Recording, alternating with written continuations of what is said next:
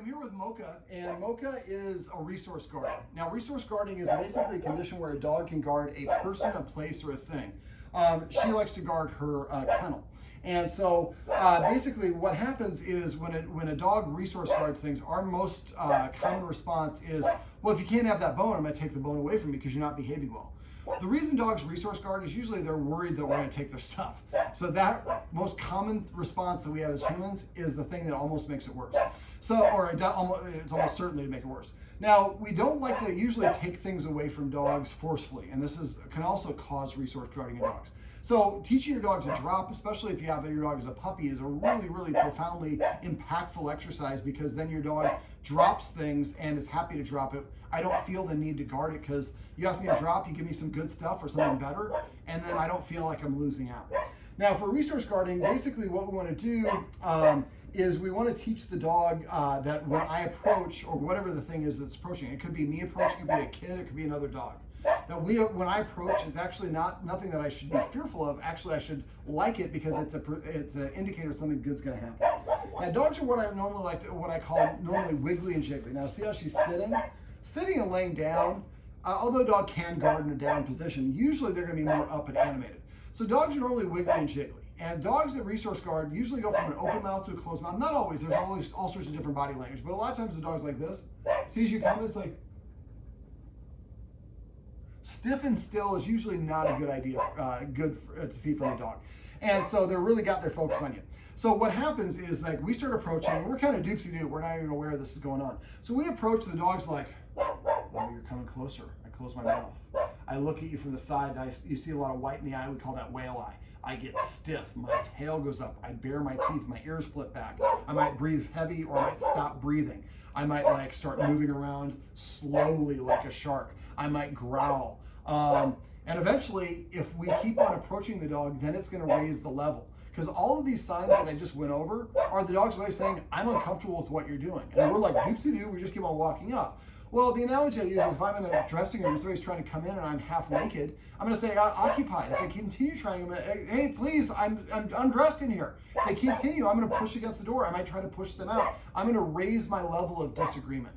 And so dogs do the same thing, but the problem with dogs is they can go from 0 to 60 like that. And so we want to make sure that we're very cognizant of what's going on. So we know that the kennel area is an area that the dog is likely to guard. Usually it can come at different times, but you might also, sometimes it's related to being tired, things like that. So you might want to keep a little journal. Every time he guards, write down the time and what was going on. And that data sometimes helps you identify that it's late at night, or it's when a combination of the kid and the dog approach, or if I have a bone or whatever it is. So let's say that Mocha here is in a guarding mode. What I want to do is I want to identify how close I can get to the dog without the dog reacting. Once they react, they're hysterical, you're not teaching them anything. And so the whole purpose of this exercise is to not get to that level. Now, a lot of times, again, we're doopsie-doo. So now we know that the dog's most likely to guard. So let's say that I'm over here, and I'm going to shift the camera over here if we can. And so let's say that I'm over here and I start walking towards Mocha, and I see when I get to this point, and Mocha starts, and you don't have to see, make sure it's not over there. It might be Mocha.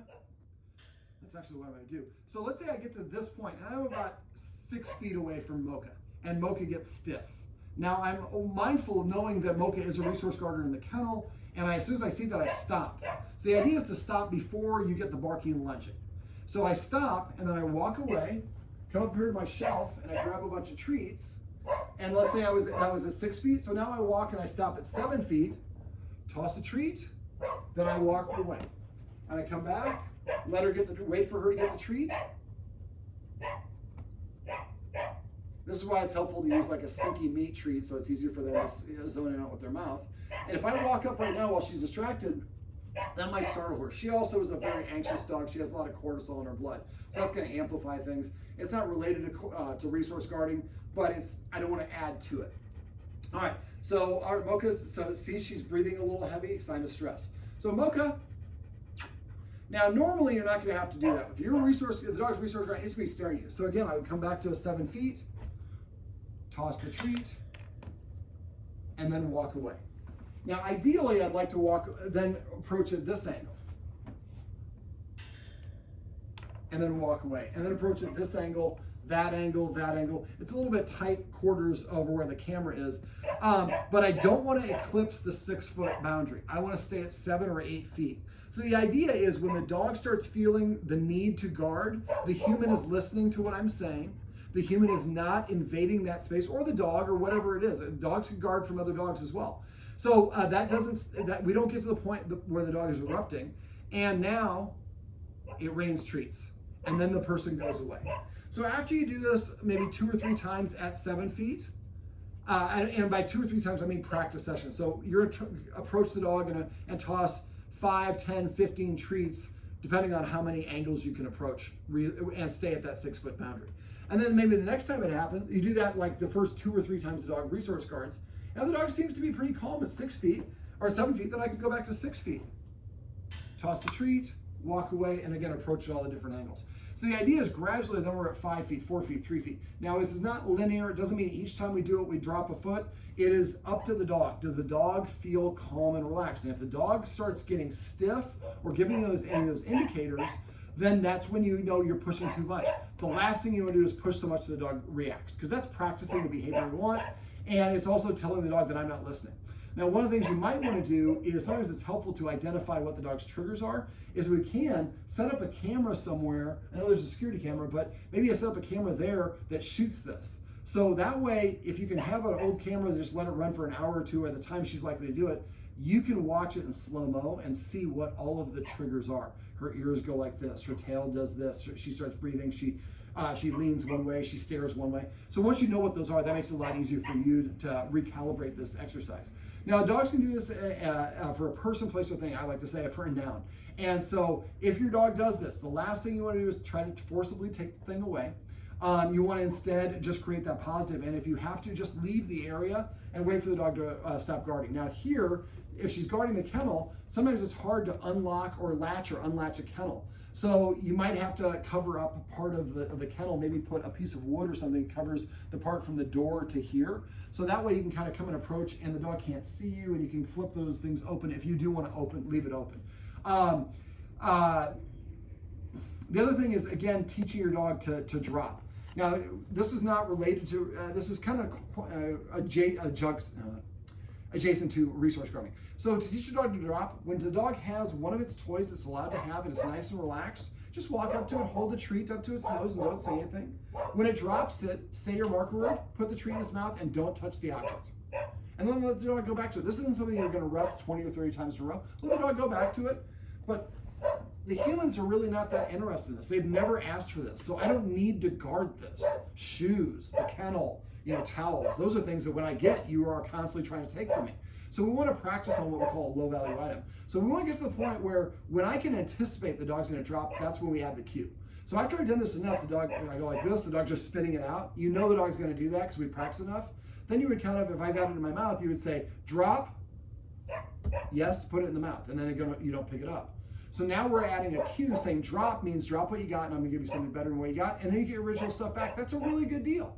Now, if your dog does steal something like shoes, underwear, remote control, something you're not allowed to have a bully stick. I gave her one. She's not interested in it right now because she's a little stressed and her buddy's out here barking. That's Joy.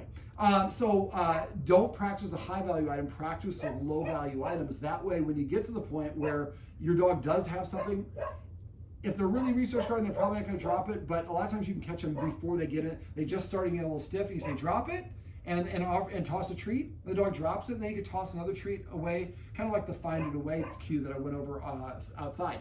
And so now the dog walks away from whatever it is, you take away the remote control or whatever it is, and then you leave a bully stick there. Now, because of the dogs, there's some guarding of food, so I don't ever take away food when a dog's there. I feed the dog. When the dog decides it's done and walks away, I would maybe put it outside and then take the bowl away, so that way the dog does not see me taking the resource. Otherwise, it's like, oh yeah, you're waiting for me to leave, so I'm not going to leave the kennel. I'm going to stay in here because you're just waiting to steal my food. So that way I come back in here and it's gone. I've forgotten about it because I was chasing bunny rabbits and playing with Joy, and I don't even remember it. So there's kind of a combination of a couple other little tips you can use, but really the methodical thing is just when your dog resource guards, you're like, oh, damn it. Try to think of it as a positive. Sweet, I have another opportunity to practice. Now, because of this layout of this room, I would recommend that you have a little ramekin up here or wherever you can reach that the dogs can't reach of really good treats, and have one over there, and maybe she has a resource guard. This is where Joy's is. That way I can get, if I'm over there, I don't want to have to, that might get into the zone by crossing over here. So if you can have the treats in a couple of different spots strategically, that makes it a little bit easier.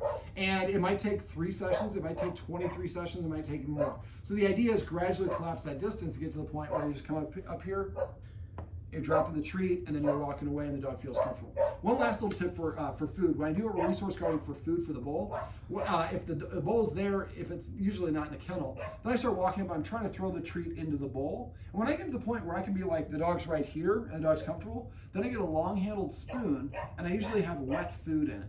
So when I actually start reaching for the bowl, be careful.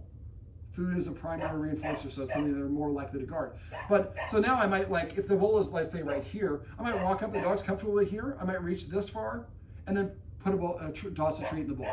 Then do that a couple times, then I'm reaching a little bit further, dropping treat in the bowl, further, treat in the bowl. When I get a little bit closer, then I take that long-handled spoon with some wet food, and now I come and I plop. So it's like, when I'm eating, not only is my human not going to take my food, they may bring me this delicious wet food, and it makes the situation better instead of taking my thing away, which is really a synopsis of stopping a dog from resource guarding.